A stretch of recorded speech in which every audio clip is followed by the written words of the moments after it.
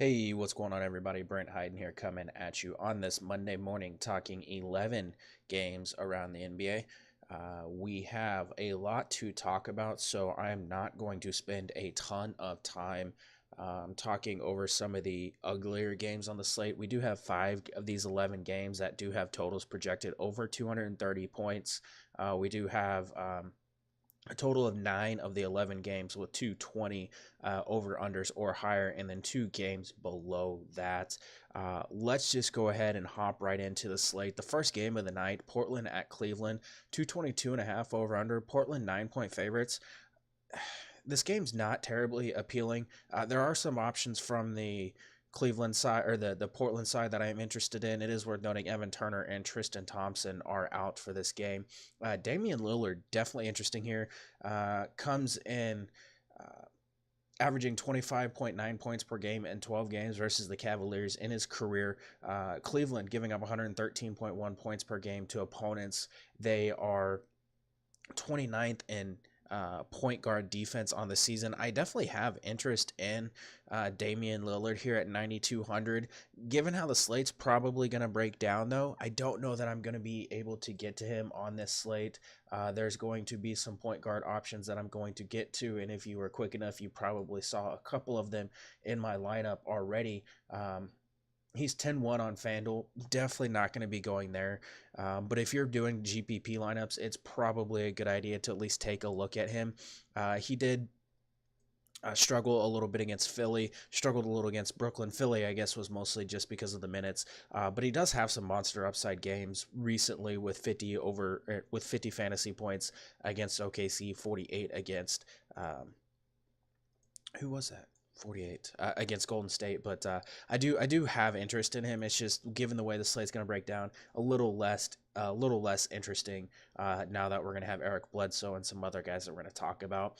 It is a pretty good matchup for CJ McCollum, especially with Cleveland. They're allowing opponents to shoot 42.6% in the mid-range. He does take 25% of their shots there. They do struggle to defend opposing shooting guards. He's 6,400 on DraftKings. That's a little bit of appealing in MME scenarios. 7K on FanDuel, a little less appealing there. Jake Layman, I think, is an interesting value option. 4,500 on DraftKings, 4,900 over on FanDuel. He's been making the most of some extended run lately. He has notched 24 fantasy points in 6 of his last 10. He's playing backup power forward for a lot of the minutes that he's playing. Cleveland 28th in defensive efficiency to the position, and if this game does blow out, which there's always a chance, I don't like hinging my analysis on whether a game stays close or not, but he could get a couple extra minutes, and I think he does have some upside in the spot. We saw it actually last time these teams faced off. He did play 26 minutes there. 8 of 11 from the floor. I don't expect him to shoot that well, but he does make for a very interesting value option here tonight. Alfred Aminu, always a strong cash option. He's still really cheap, 4,500 on DraftKings, 5,500 over on FanDuel. And then Jusuf Nurkic. Matchup's not great. Cavaliers giving up just 44.1 rebounds per game to opponents. They do rank 15th in defensive efficiency to centers, though. It just comes down to, there's another center who is basically just a lock for my lineups tonight. 2 of them, actually. So I'm probably not going to be able to get Jusuf Nurkic. But at 7,900 over on DraftKings is somewhat appealing here tonight. Looking at the Cleveland side of things, pretty much off my radar. Kevin Love price tag was really good the other night at 5,500 over on FanDuel. We did see him erupt for 32 points with 12 rebounds against the Grizzlies. He saw 26 minutes in that game. I would assume 25, 26 here tonight as well, but it would not be crazy to see him get closer to 28. Trailblazers, 22nd defensive efficiency to opposing power forwards. He does have a 33.5% usage rate over the last 5 games. Again, in a MME scenario, definitely worth taking a look at. I wouldn't hinge my my lineup on betting that Kevin Love is going to shoot 60% from the floor, pull down 12 rebounds, and get 4 steals. But he does still have some upside in this spot, so someone that I would definitely be looking at again in large field GPPs or like MME scenarios. Jordan Clarkson, I think, is very appealing. Portland really struggling to defend the three-point line. They're allowing opponents to shoot 36.4% from three. He does take 36% of his shots from beyond the arc. He's posted a 30% usage rate over the last 5 games. His minutes are always a little bit tough to trust, but he's my second favorite option from the Cavaliers side of this game. He's 5,400 on DraftKings, 5,300 on FanDuel. I do like some Jordan Clarkson here tonight. You can check out the notes for the rest of the Cleveland side of this game. Golden State at Charlotte. Golden State just 7-point favorites in this one. Draymond Green entered the day yesterday being questionable. He has been upgraded to probable. I still don't believe that he plays in this game. I kind of think they sit him out, so that's something that we're going to need to keep an eye on. He does make for an interesting cash game option here tonight at $6K on DraftKings, $6,500 over on FanDuel. Most of my analysis in the notes hinges on him being out. So that's something to keep an eye on. Stephen Curry, 32.6% usage rate, 1.43 fantasy points per minute without Draymond Green on the floor since Cousins started playing. That does make him interesting if Draymond Green sits. 9,300 on DraftKings, 9,600 on FanDuel. Pretty good option here tonight. Charlotte allowing opponents to shoot allowing opposing point guards to shoot 37%. On 3-point attempts this season. That does give him some upside. I think Klay Thompson's definitely interesting. 24.2% usage rate, 1.07 fantasy points per minute since DeMarcus Cousins joined the team. And I'm actually going to pull it up because I know he has had a decent usage rate since Cousins started playing. This is a good matchup for him. I think this could be one of those Klay Thompson games here tonight. Charlotte is just 27th in defensive efficiency to opposing shooting guards, allowing them to shoot 38% from 3 on the season. And taking a look since Cousins started playing, Klay Thompson still a 25% usage rate, still 1.03 fantasy points per minute. That's like a 440-minute sample size. I kind of like Klay Thompson. He's going to be overlooked in this spot. I think he's 6,700 on DraftKings, 7,300 on FanDuel. Really, really, really good option here. I think this could be a Klay Thompson spot tonight. Kevin Durant, safe floor. Has a little bit of upside, does get a little boost if Draymond Green sits. About 2.7% in usage, 3.26 fantasy points per 36 minutes. He's 94 on DraftKings, 10K over on FanDuel. Decent matchup. It's Kevin Durant. I never feel great about locking him in. But again, really solid floor with 40 fantasy points in 8 of his last 10 games. Price tag on DeMarcus Cousins, getting a little bit high, 8K on DraftKings, 8,300 on FanDuel for a guy that still has not played 30 minutes. Despite being off his minutes limit, coming off a really big game against Houston, 14 rebounds. He does have double-digit rebounds in 3 straight. Big blocks, a lot of blocks and steals in that game against Houston. So his fantasy production definitely reliant on that. If Green does sit, 36% usage rate, 1.51 fantasy points per minute. Charlotte 24th in defensive efficiency to opposing centers. You could still make a case for him in cash even if Green plays, but if Green sits, that's definitely something to keep an eye on. Kemba Walker coming off a somewhat, down game against Brooklyn, but he has top 50 fantasy points in 2 of his last 4 games. Has been outstanding since Cody Zeller returned. 32% usage rate for the month of February. Has averaged 29.1 points on 39% 3-point shooting to go along with 4.8 rebounds and 6.2 assists in that span. 8,900 on DraftKings. That price tag is really appealing. 9,200 on FanDuel as well. I have a lot of interest in Kemba Walker here as a tournament option. Not the greatest of matchups. Golden State 4th in defensive efficiency. 2 point guards. But they've allowed them to shoot 38% from 3, so I do like him a little bit. Nick Batum been playing really well late, at least 20 fantasy points, 9 of his last 10. Solid cash gameplay. A little bit safer option with Jeremy Lamb coming off the bench. Golden State allowing opponents to shoot 36% from 3 over the last 10 games. 50% of his shots do come from beyond the arc. He's 4,700 on DraftKings, 5,300 on FanDuel. Not a high usage guy, but does get a little bit of a usage boost with Jeremy Lamb coming off of the bench. So this is a spot where you could definitely see him having a pretty solid game. Pulling it up right now, actually, whenever Jeremy Lamb comes off the bench, Nick Batum does own a 15.2% usage rate. So that's up from his 30% or 13% usage rate. Average is like 0.80 fantasy points per minute. And I'm running that back. Let's take a look at the entire season, actually, because that was shortened time frame. Yeah, pretty much the same thing. So something to keep an eye on there. You can look at Cody Zeller, Marvin Williams, both guys somewhat appealing here, actually. Williams, of course, the three-point shooter there, but Cody Zeller has been playing really, really well, averaging like 30.3 fantasy points per game over his last 3 games. Golden State allowing opponents to shoot 65% at the rim. He does take 71% of his shots at the rim. They also rank 19th in defensive efficiency to opposing centers. Indiana at Detroit. Outside of news that Miles Turner sits, I don't really have a ton of interest in this game.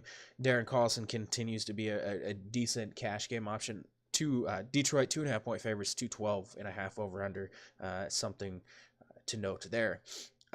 If Miles Turner sits, Domantas Sabonis really going to be a core option for me. Pistons 18th in defensive efficiency to opposing centers. Sabonis averaging 41.3 fantasy points per game in 7 games without Turner this season. As far as Detroit goes, Wayne Ellington really the only guy that I'm considering here. Maybe some Andre Drummond. You can dig into my notes and see my thoughts on that game. Gonna breeze right along to Phoenix at Miami. Miami 8.5 point favorites in this one, a 214.5 over under. Phoenix side of this game, not terribly appealing. There's a couple options to talk about. Devin Booker being one of them. Over 30% usage rate, like 1.25 fantasy points per minute without TJ Warren on the floor this season, averaging 28 points and 7.5 assists over his last 2 games. Kelly Oubre averaging 21.7 points in his last 3 games since being inserted into the starting lineup. Dion Waiters has averaged 18 points per game over his last 5 games. As I mentioned, not a ton to like about the Phoenix side of this game. That being said, we're probably going to be getting a decent amount of exposure to Miami, so running it back with Phoenix does make a little bit of sense. Tyler Johnson did break out last game for 49 fantasy points. He's appealing on DraftKings at his price tag still, 4,800, 5,600 on FanDuel, a little less appealing. He's still going to play right around 32, 33 minutes. Pretty solid cash game option. Not the greatest of matchups. He is a guy that does take a lot of his shots at the rim. 24% of his shots come at the rim, 28% in the mid-range, and then 48% from 3. It is worth noting that Miami has really struggled to defend in the paint and the mid-range, as well as from 3-point range lately. So something to keep an eye on. Again, more of a cash game option. Devin Booker, always my favorite Suns option, continues to be a strong option all formats. Again, Miami has a lot of opponents shoot over 36% from 3 this season. Booker taking 30% of his shots there. They've also really struggled to defend in the paint and the mid-range for the majority of the season, allowing opponents to shoot about 41% there this season. So that's something to keep an eye on, given that he does take a decent amount of his shots in the paint and the mid-range as well. Opponents are shooting 50% in the mid-range this season, or over the last 10 games against Miami. So with him taking 18% of his shots there, that's definitely something else to keep in mind. I don't really like Kelly Oubre here. Can be rolled out in GPPs. 40% of his shots do come at the rim. As I mentioned, Miami, really, really good rim protection team, allowing opponents to shoot just 57% at the rim this season. So not really somewhere that I'm looking to go here. Josh Jackson has really struggled. Draws the best matchup. Miami 25th in defensive efficiency to power forwards. They've allowed them to shoot 38.2% from 3 and average 22.3 points with 11 rebounds per game. It's really tough to trust his minutes, though. He's someone that I would be looking at in tournaments as a pivot off of Kelly Oubre, who is more expensive, I believe, across the industry. Kelly Oubre on FanDuel 6,700. Yeah, Josh Jackson, the price tag is appealing. He does have a 24.5% usage rate on the season. He's going to chuck when he gets the minutes. The minutes just have been a little bit concerning. Obviously, the Clippers was a little bit of a foul trouble game. Atlanta, not really sure what happened there. Mikal Bridges did see a lot of minutes there. They actually played him alongside Kelly Oubre, moved Oubre down to the 4. Bridges is the better defender, and that could have played a role in that. I do think Bridges is interesting. 4,200 on DraftKings, 4,500 over on FanDuel. Minutes, even coming off the bench, have been somewhat solid. Did struggle against Cleveland a little bit. But again, Miami really struggling to defend the 3-point line. He does take 55% of his shots coming from 3, so he's someone that I would be getting some exposure to in like large field tournaments. Looking at Miami, there's a lot to talk about because of the injuries. Justice Winslow is doubtful. Rodney McGruder is doubtful. James Johnson is doubtful. Goran Dragic still going to be limited, probably coming off of the bench, which kind of sucks because it's against his former team. But that being said, that's going to open things up. What I would expect to see is Goran Dragic, again, coming off the bench. You see Josh Richardson, Dion Waiters, Duncan Robinson, Kelly Olynyk, and Hassan Whiteside start. That's basically going to put Waiters or Josh Richardson as the team's de facto point guard. Josh Richardson, 5,800 on DraftKings, 6,400 over on FanDuel. My favorite way to get exposure to that backcourt, I just can never trust Dion Waiters, even though the dude is playing a lot of minutes. He's chucking. He's going to play like 35, 36 minutes tonight. He's 4,700 on DraftKings, 5,500 on FanDuel. Again, he's averaging like 18 points per game over his last few games. I just can never trust this dude. Like, he's just so bad.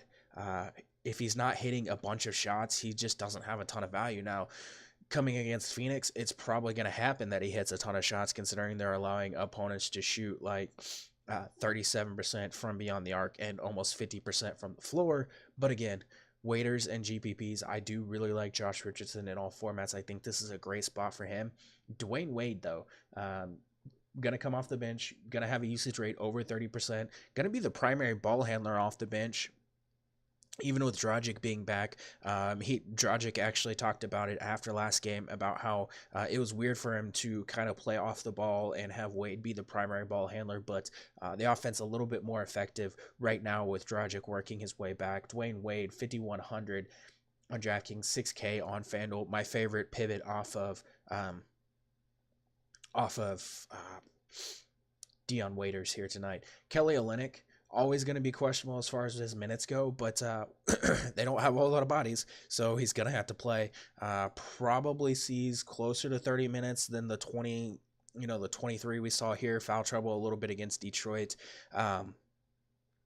Really, really great spot here for Kelly Olynyk. Probably going to be a very popular value option, and I'm fine with it. I do really, really like him. Phoenix is actually decent against power forwards, but he does kind of act as a secondary ball handler off, and that's something to keep an eye on if he's going to be playing that starting unit. Olynyk, about a fantasy point per minute in 80 minutes without Johnson, Magruder, Winslow on the floor. And again, 3-point shooter with Phoenix allowing opponents to shoot 37% from 3. He does take 58% of his shots from 3. So I really like Kelly Olynyk as value. Derrick Jones, especially on FanDuel where he's 3,500 and you can drop his score, is also really appealing in a revenge game. Takes 63% of his shots at the rim.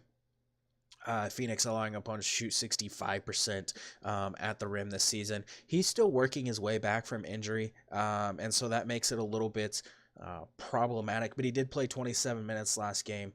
Only 4 shots. I would expect him to get 7, 8, maybe 9 shots, and there is some rebounding potential here for him. And then we get to Hassan Whiteside and Bam Adebayo. Unfortunately, Adebayo at, what is this price? 44 on FanDuel, 38 on DraftKings. A strong tournament option. Whiteside also a really strong tournament option given the matchup. But trying to figure out what their minutes are going to be is just, yeah, I'd rather focus my efforts elsewhere tonight. San Antonio at Brooklyn. Brooklyn 2-point favorites in this one, a 231 over under. I mentioned it last night. I don't know if there's going to be a lot of value in Brooklyn in that spread, but I would probably be taking Brooklyn in that one. I think they end up winning by like double digits here tonight. San Antonio on their rodeo road trip, they're 1-6. They lost 130 to 118 against the Knicks. Over their last 10 games, they've allowed opponents to shoot 51.3% from the floor, and they've given up 122.3 points per game. Opponents are shooting almost 40% from three against them. I'll cover the Nets here in just a second, but I did think that was worth noting. DeMar DeRozan averaging about 25 points per game on this road trip. I do have interest in DeRozan. I have interest in Gay. I have interest in Aldridge here tonight. I think one of those guys is going to have a pretty big game. We do expect Derrick White to play in this one after sitting out last night. I would definitely recommend getting some exposure here. I think this is a game that's going to go overlooked, and it probably shouldn't. LaMarcus Aldridge, you can use him at power forward and center. On DraftKings, of course, power forward eligible over on FanDuel. Centers against Brooklyn, we know it's just a thing. He has not been playing great recently. Did not play very well last night. The 21 minutes against the Knicks, somewhat actually encouraging, given that Aldridge has sometimes struggled in back-to-backs this season. So the fact that he only played 21 minutes in a game where they don't actually have to travel, even though they don't have to travel, even though it's a back-to-back and they're on the road. This is a spot where I think Aldridge could be really, really strong option here. Nets giving up 58.9 fantasy points per game, 52 points in the paint per game, 14.2 second chance points, and they rank 27th in defensive efficiency to centers. 7,500 for Aldridge. Really tough to overlook, especially over on DraftKings. 8K over on FanDuel is also really appealing.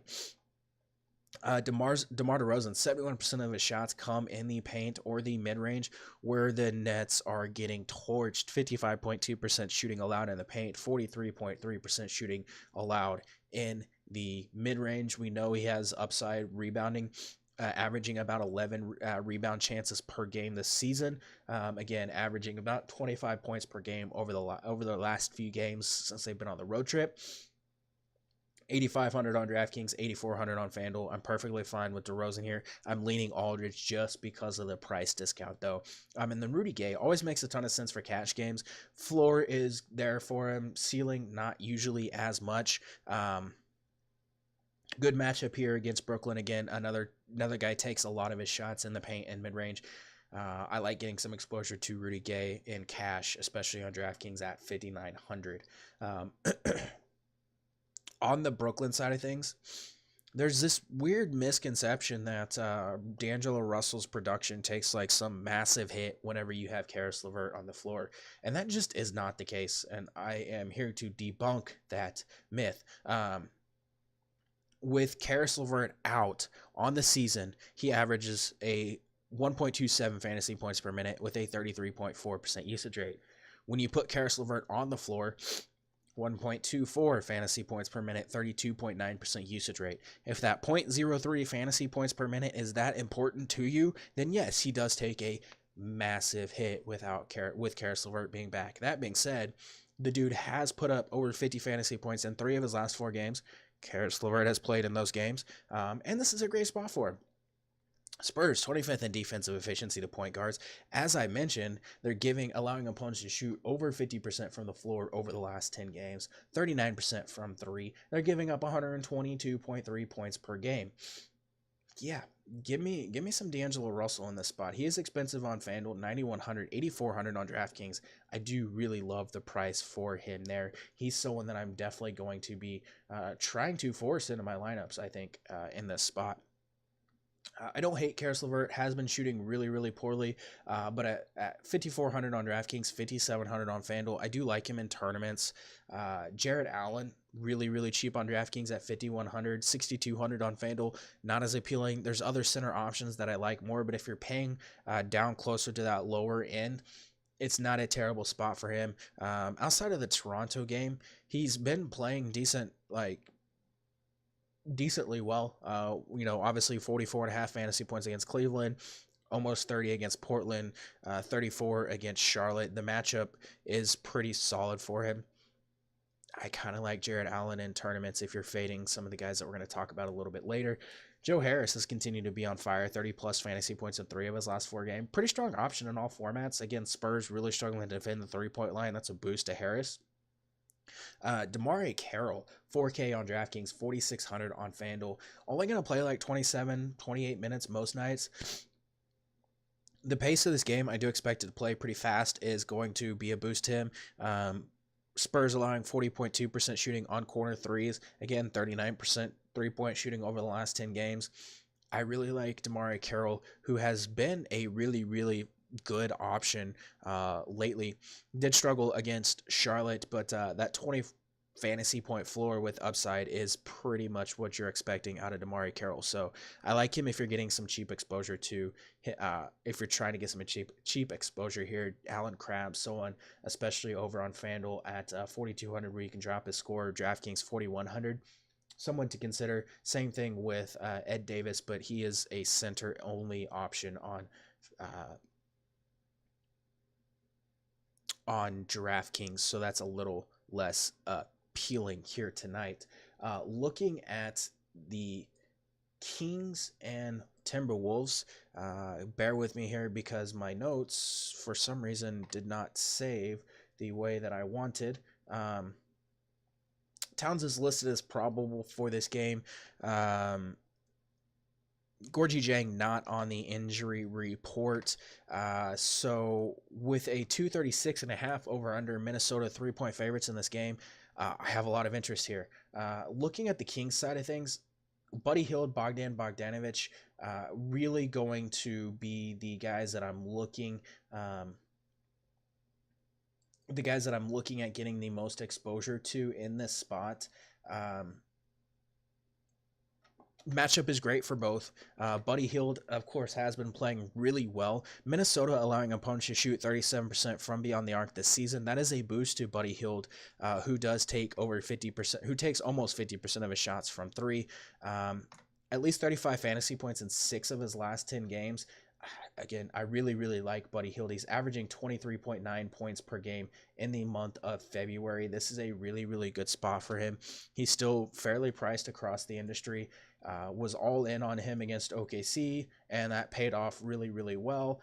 Again, I really, really like him in this spot. 6,600 on DraftKings, 7K over on FanDuel. As I mentioned, I do have a ton of interest in Bogdanovich as well, who is in the starting lineup alongside Hield and alongside Harrison Barnes, and that's basically pushed Nemanja Bjelica out of the rotation. This is a spot, again, Wolves 30th in defensive efficiency to opposing small forwards, allowing 45.2% shooting, 40% 3-point shooting as well. That gives Bogdanovich a pretty good floor. He's someone that I'm basically going to be using as a core value play, I think, on the slate. 5K on DraftKings, 5,800 over on FanDuel. Marvin Bagley scored 19 points, had 10 boards against OKC after pulling down a career high 28 points with 14 rebounds against Golden State last time out. He's been playing really well. I thought if Towns was going to miss this game, we'd get a lot of minutes of Bagley at center, but regardless, 40 plus fantasy points in 3 of his last 4, 30 minutes in those games. Wolves giving up 14.3 second chance points. Bagley leads the team with 3.2 second chance points per game. Definitely someone that I have interest in here as well, but most of my interest is going to revolve around Bogdan and Buddy Hield. You can look at Willie Cauley-Stein in tournaments just because of his price tag, 4,700 on DraftKings. 6,200 on FanDuel. That's going to be a pass there. Barnes always in cash. De'Aaron Fox, 7,200 on DraftKings, 7,800 on FanDuel. Has top 40 fantasy points in 3 of the last 4 games. Wolves 10th in defensive efficiency to opposing point guards, though, so a little less interested there. On the Minnesota side of things, Karl Anthony Towns is listed as probable. I will say it would kind of shock me still if he plays. Still feel like it should take more time to clear the concussion protocol than he has actually showed. That being said, if he plays, and again, he is listed as probable, so they do expect him to play. If he plays, this is a spot where you definitely want to consider getting some exposure. The Kings, really, really bad against opposing centers. 9th in fantasy points per game, giving up over 50 fantasy points, 51.4 points in the paint allowed per game, 15 second chance points. Karl Anthony Towns, even with Derrick Rose being on the floor, still over 1.5 fantasy points per minute, a near 30% usage rate this season. This is a spot he's averaged over 50 fantasy points per game against the Kings this season. So yeah, I'm definitely looking at Karl Anthony Towns, assuming he suits up. At his current price tag, he's still really cheap on DraftKings, 10.8 over on DraftKings, 10.1 over on FanDuel. Do apologize, I was trying to update the notes while I was talking about the Kings. So, but yeah, Towns, 10.1. Really, really good price tag. I'm definitely interested here in a fast-paced game against a bad defense. He's someone that I'm definitely considering. Dario Saric, really, really strong option regardless of Towns' status, coming in at 4,600 on DraftKings, 5K on FanDuel. Kings 18th in defensive efficiency of power forwards. They've allowed him to notch 22.4 points per game along with 10.4 rebounds. He has at least 24 fantasy points in 6 of his last 10 games. Going to start regardless of Towns' status. Really strong option here. If Towns does miss, Gorgie Jang, Taj Gibson, names to keep in mind. Andrew Wiggins, while he has been playing pretty well, recorded 35 points and 15 rebounds in his 2 games since the All-Star break. Someone to consider in MME scenarios, but not really looking at him here. Unless Towns misses. Towns off the floor this season, 1.18 fantasy points per minute, 31.4% usage rate, 6,300. DraftKings does make more sense if you're looking at GPPs, 7,100 on FanDuel. Again, only really interested if Towns misses this game. Jeff Teague, 5,700 over on DraftKings, 6,700 on FanDuel. Gonna be close to a core option for me over on DraftKings. Regardless of Towns' status, again, averaging 1.06 fantasy points per minute without Covington on the floor, 20% usage rate, 36.2% assist rate. Those numbers are with Towns on the floor. He did not play very much against Milwaukee, but this is a spot where Jeff Teague, monster upside because of the pace, because of the matchup, because of the assist upside. At 5,700, I absolutely love the spot here for Jeff Teague. Derrick Rose in tournaments is fine, 5,400 on DraftKings, 5,500 over on FanDuel. I'm more interested if Towns misses this game, but he's going to take a ton of shots regardless. He has to hit those shots. But with the Kings really struggling to defend opposing point guards, I think he's fine if you're looking at getting some exposure, even if Towns plays. On to Atlanta at Houston, trying to move right along. James Harden questionable for this game. Taurean Prince is going to be out. Kevin Huerter is questionable. Plumlee continues to be out. Nemanja Shumpert is questionable as well. Houston 11.5 point favorites in this one. A 230 over under. Status of Kevin Huerter is going to be important to keep an eye on, but with Taurean Prince out, Kent Bazemore still projecting for about 28 minutes. But if Kevin Huerter misses, Kent Bazemore is going to see well over 30 minutes.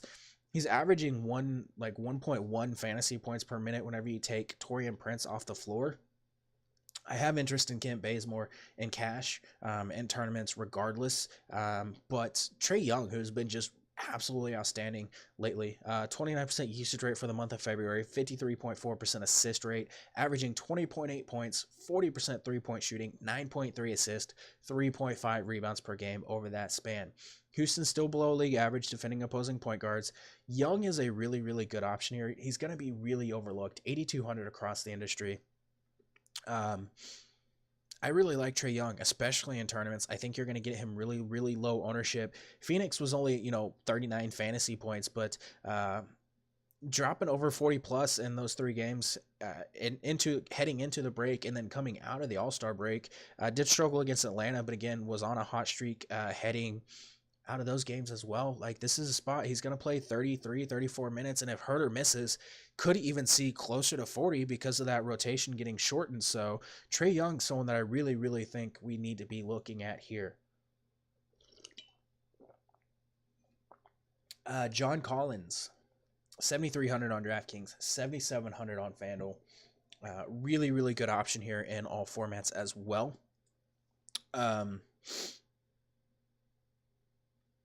Houston, despite having Clint Capella on the floor, still really, really struggling to defend the rim, allowing opponents to shoot 67.4% at the rim this entire season, giving up 52.8 points in the paint.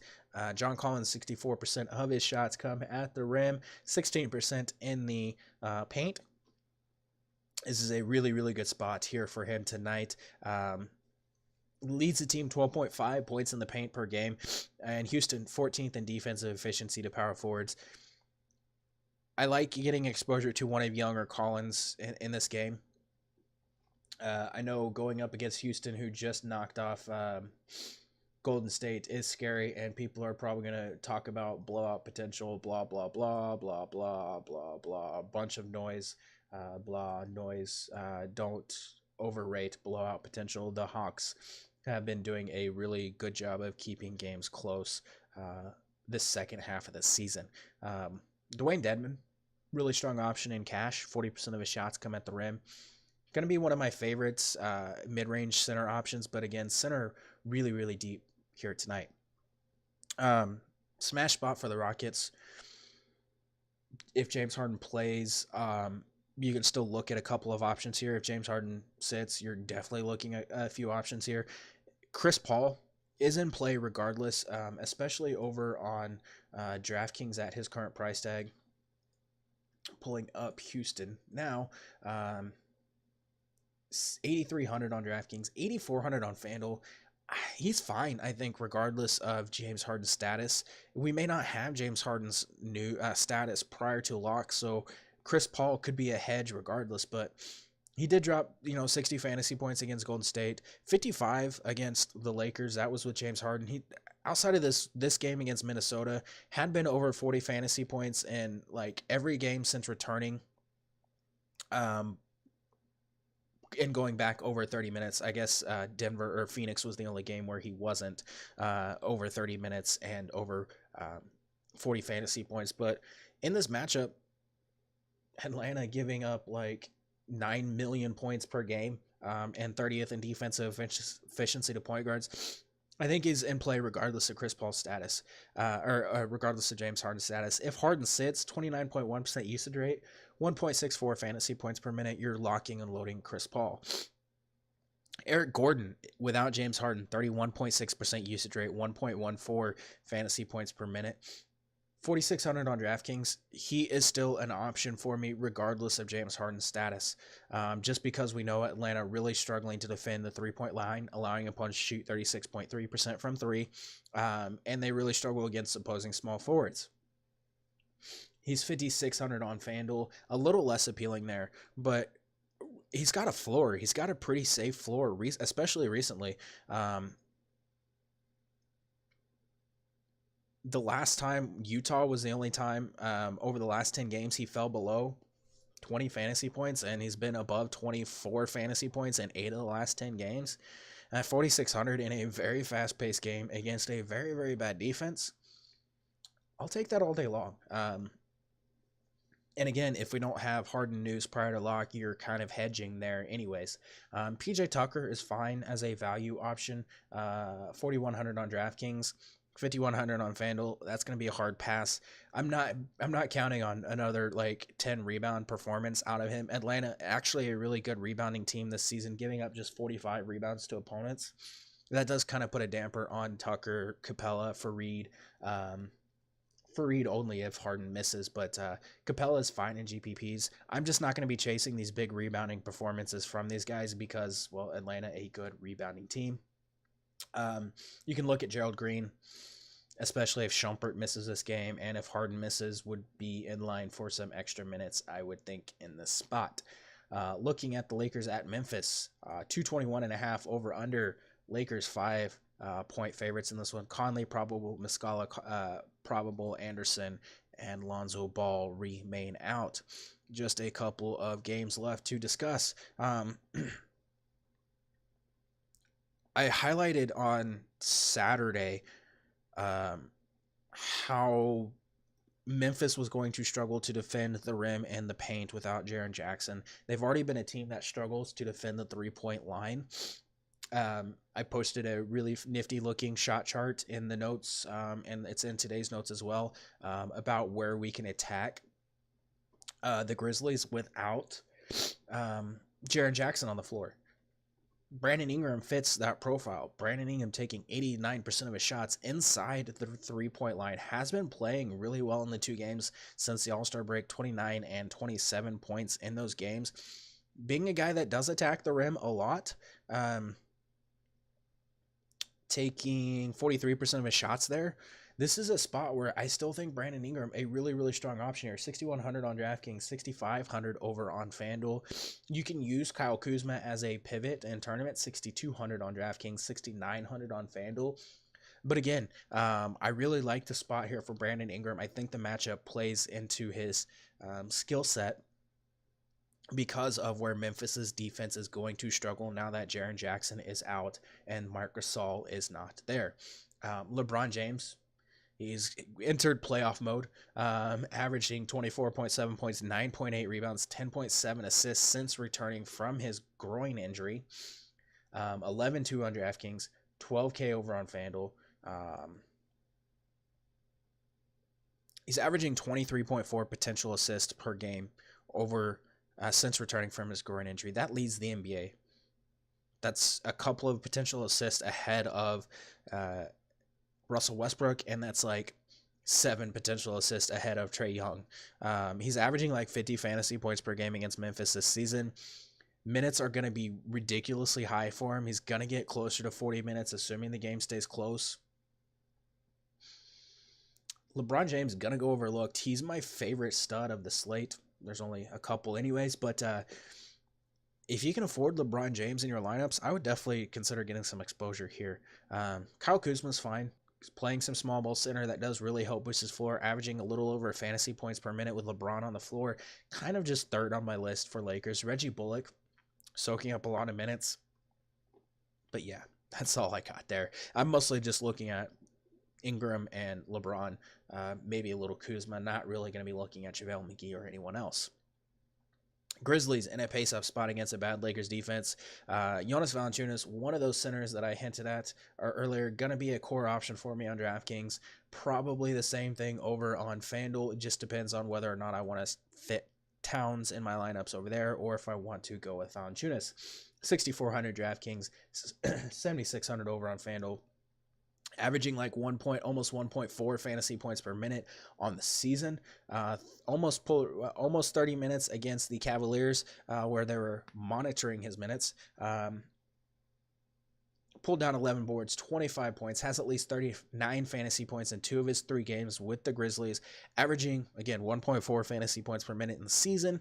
Lakers giving up 47 rebounds per game, 50.6 points in the paint, 14 second chance points. Yeah, he's going to feast, and he's going to get the minutes because they only really have 3 true big men. Last time these teams faced off, Valanciunas was with the Raptors, but 14 points with 8 rebounds in just 17 minutes. Yeah. There's a ceiling here for Jonas Valanciunas. I absolutely love him here. I still like Rob and Noah. I'd probably lean Noah at this point because of the price tag. 4,600 on DraftKings, 5K over on FanDuel. Rob, 5,600 and 4,600. He's not on my radar for FanDuel. He kind of is on DraftKings, but again, center really, really deep, so really tough to consider using him. But the minutes should be there for him. He did perform really, really well against Cleveland in limited minutes. He's going to get, mid-20s, low to mid-20s here again tonight. So someone to take a look at here. DeLon Wright continues to play decent minutes for the Grizzlies, 30-plus in 2 games, one of those without Conley. Makes for a pretty good value here. It's going to spend some time alongside Conley, which works out really well for both, just given that the Lakers really bad against opposing point guards and shooting guards. I'm perfectly fine rolling him out as a really strong value here tonight. 3,800 on DraftKings, 5,300 over on FanDuel, not a value over there, but on DraftKings, a pretty strong value play. Mike Conley, 29% usage rate, 1.23 fantasy points per minute without Gasol and Triple J on the floor. Mike Conley, 7,600 across the industry. Lakers, 24th in defensive efficiency to opposing point guards over the last 10 games. There is upside in Mike Conley here tonight as well. Someone that I'm definitely interested in, but we're about to get to the nuts point guard play of the slate, so gonna be a little bit tougher to get him in. Looking at Philly at the Pelicans, New Orleans 1-point favorites in this game, 238 over under. Joel Embiid remains out. Darius Miller is questionable.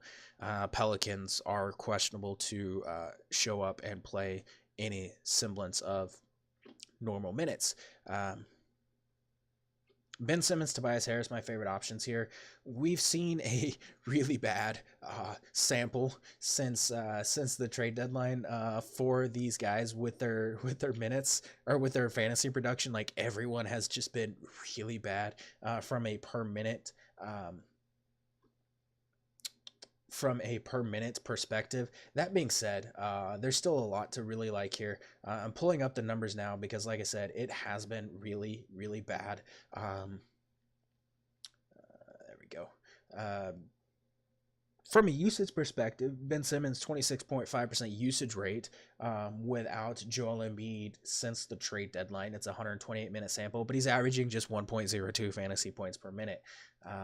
Jimmy Butler, 1.11 fantasy points per minute, 25% usage rate. JJ Redick, 26.3% usage rate, just 0.79 fantasy points per minute. Tobias Harris, 0.91 fantasy points per minute, 18.5% usage rate.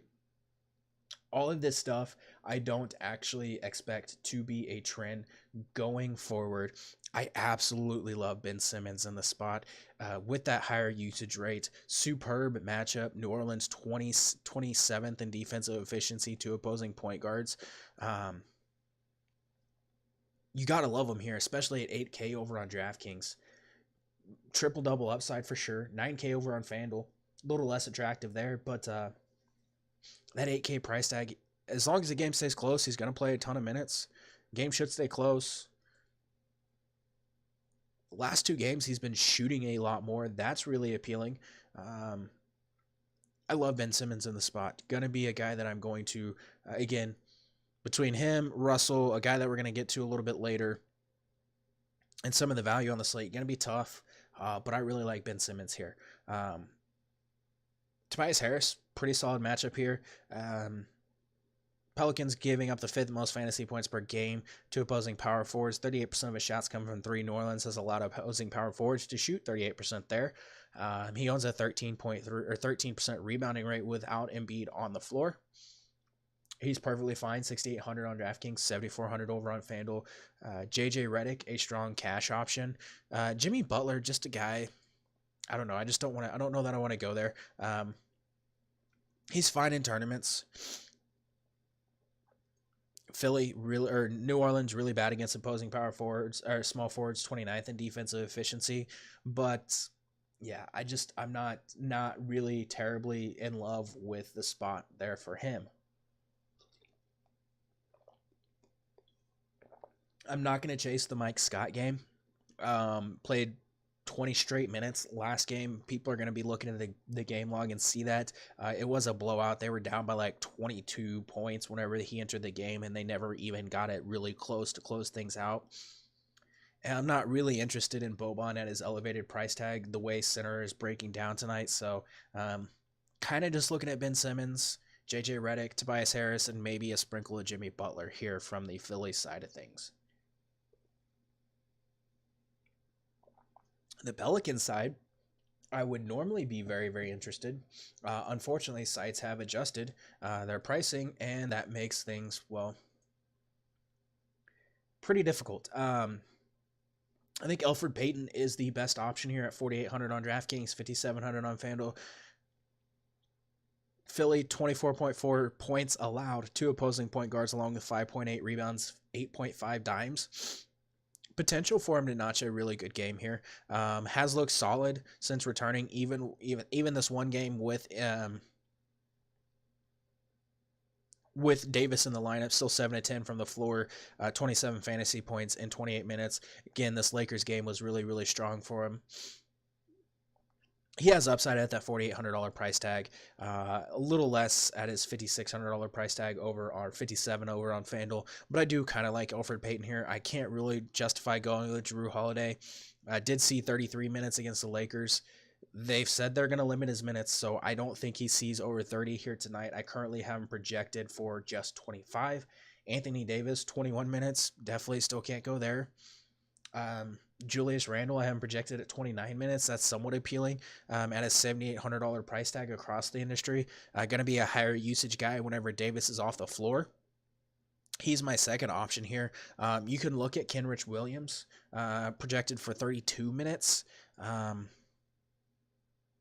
But these games, now that Davis is there, when you're starting Davis and Randall together, or Davis and Okafor, when Kenrich Williams is playing at the 3, that draws him away from the basket, and that really, really hurts his upside. Check Diallo, over a fantasy point per minute this season, but at 4,800, I can't guarantee he's going to get the minutes. I have him projected at 24, which does make him a pretty strong option. 5,500 on FanDuel, that's going to be a pass. 4,800 over on DraftKings, you can make a case still. He has to be hyper efficient, though. Without Davis, he only got 19 minutes against the Lakers. I don't know how I could justify forcing him into my lineups, not knowing what his minutes are going to be. Same for Jahlil Okafor, who saw less minutes in a game without Davis than he did in a game with Davis. It's just a giant shit show. I'd rather not. Let's move on to Milwaukee at Chicago, because there is a lot to discuss in this game. Milwaukee 1-point favorite, or 11-point favorites, 228.5 over under. Giannis doubtful for this game. George Hill is out. Dante DiVincenzo remains out, and Otto Porter is questionable. Lauri Markkanen, 9 double-doubles in his last 11 games, shooting 49% from the floor in those games, or in 8 games this month. Zach LaVine averaging 26.6 points in the last 7, basically since the trade deadline. Looking at the Chicago side of things first, Zach LaVine, as I mentioned, averaging 26.6 points per game over his last 7. He's posted a 26.6% usage rate. Bucks, one of the best rim protection teams in the NBA. He does take 48% of his shots at the rim. That really, really concerns me, but he's been really good from 3-point range, 10 of 17 from beyond the arc in his last 2 games. He has tournament appeal for me. I can't go there in cash just because I can't really trust it. But yeah, in tournaments, it's perfectly fine. Should be a high-scoring game. They should be able to keep it close without Giannis, so that's appealing. I'm definitely looking at Lauri Markkanen here. Dropped 50 points on the Bucks last time out. 17 rebounds did kind of help with him getting there. Shot just 6 of 21 from the floor. Really, really poor shooting game. 1 of 7 from 3. So I don't expect that to continue, but at the same time, I don't expect the 17 rebounds. Given that he's playing minutes at center and he's seen his rebound chances go up, this is still a good spot for him. He's averaging 17.7 rebound chances per game, 82.1 touches per game, 26.1% usage rate over the last 7 games. I still really like him. Price tag $7,900, very, very fair on DraftKings. $8,900, a little less fair on FanDuel. but I think he's a strong cash and tournament option here tonight. Robin Lopez has at least 30 fantasy points in 3 straight games and 20 fantasy points in 7 straight. Good cash option here. 4,100 on DraftKings, really good cash center option there. 5,400 on FanDuel, negative. Otto Porter, not really a great spot. Continues to play a pile of minutes, 30 plus in all the games where he didn't get hurt. He's jacking up a ton of shots, and that's pretty much the nicest thing I can say about Otto Porter at this point. Looking at the Milwaukee side, this is where things get interesting. I'm not going to touch on one very, very, very, very, very, very, very, very, very, very, very, very, very important thing that I think people need to keep in mind when looking at Chris Middleton. That stuff is in the notes. Read the notes. I don't spend hours per day writing that stuff, researching, and putting it all together in a nice handy document for people to not read it. So Chris Middleton, if you want my analysis on him, check out the notes. I'm looking at Eric Bledsoe, Malcolm Brogdon here the most. Eric Bledsoe, 6,400 on DraftKings, 6,900 on FanDuel. If you fade Eric Bledsoe today, you're just doing it wrong. Eric Bledsoe, 28.5% usage rate, 1.57 fantasy points per minute without Giannis on the floor this season. Chicago, 28th in defensive efficiency to opposing point guards. You just take your 100% owned Eric Bledsoe and you roll with it. Malcolm Brogdon, really good option here as well. 5,400 on DraftKings, 6,200 on FanDuel. A little less of a good option on FanDuel, but that 5,400 price tag on DraftKings, really, really good option here. 1.24 fantasy points per minute, 27% usage rate without Eric Bledsoe on the floor. Has already been good against the Bulls this season. 32.5 fantasy points in less than 30 minutes. 30 plus fantasy points in 4 straight games. Yeah, Malcolm Brogdon, Eric Bledsoe, they're locks for my lineups tonight. They're both going in, and I'm building around that. Nikola Mirotic, 18 minutes last game, 16 before the game before that, 7-11 from the floor with 17 points and 6 boards in his last game. Revenge game. I have him projected at 28 minutes.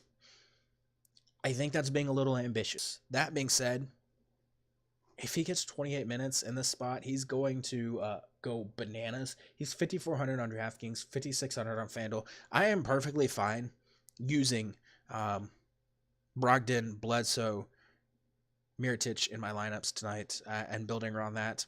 You would prefer to run it back with the Chicago Bull. If you do it, Lauri Markkanen, definitely a guy to look at. You can even look at Brook Lopez, top 24 fantasy points in 8 of his last 10 games. Great matchup here. Bulls 21st in defensive efficiency to opposing big men. They've given up 46.3 rebounds per game. And he faces his brother.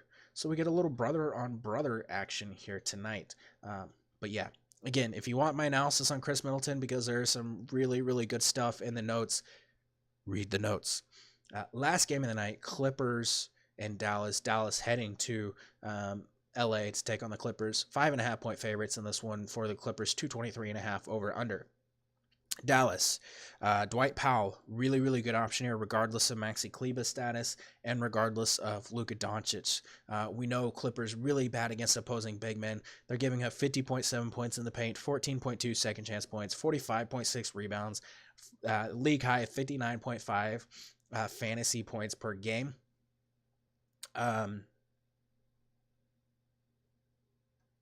He's one of my top options if Kleber sits. We won't know ahead of time. I still think he's fine even if Kleber plays. I have him at 26 minutes. That makes him a really, really good option here. I wish he had power forward eligibility. He doesn't. That makes things a little tough considering Jonas Valanciunas and Karl-Anthony Towns are 2 of my favorite options on the entire slate. That being said, Dwight Powell, someone to definitely consider. Tim Hardaway Jr., if Luka Doncic is out, 32.9% usage rate, 1.13 fantasy points per minute would be a great option here. Jalen Brunson would be someone to look at if Luka Doncic sits. If Doncic plays, I think he goes overlooked. 8,800 on DraftKings, 9,500 on FanDuel. 32.4% usage rate, averaging 23.5 points, 9.2 rebounds, 7 assists in the month of February. Pace up game. thrives in transition. Clippers 22nd defensive efficiency to opposing point guards, giving up like 15 points per game in and transition. I do love me some Luka Doncic here tonight if he suits up. On the Clipper side of things, Patrick Beverley, great value option here. Should see 30-plus minutes here. 19th in defensive efficiency is what the Mavericks rank to opposing backcourts. Has not been playing very well recently, but they're giving up like 13 rebounds per game to opposing backcourts. That definitely raises his floor. Because he has been a rebounding machine recently. Scoring has been really bad for Patrick Beverley. He's not taking a ton of shots, but I still really like him here tonight. You can look at Lou Williams, who has a 35% usage rate this month. He's my favorite option here. 7K on DraftKings, 7,800 over on FanDuel. Has at least 20 real points in 7 of his last 11 games. Topped 30 minutes in 2 of the last 5. He's averaging 29.3 points per game over his last 4 games. Landry Shamet, a good drop score option over on FanDuel.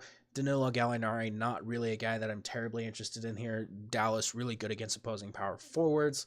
You can look at Zubac or Harrell as well. Just not a spot where I'm terribly in love with this game. But that does it. Still an hour. Damn. Yeah. Anyways, good luck in all your contests tonight. I will be back on Wednesday. We have another 11-game slate on Wednesday, so good job NBA scheduling. Y'all nailed it with 3 11-game slates in like 5 days. So yeah, you should do better about that. But again, good luck in all your contests tonight. I'll see you on Wednesday.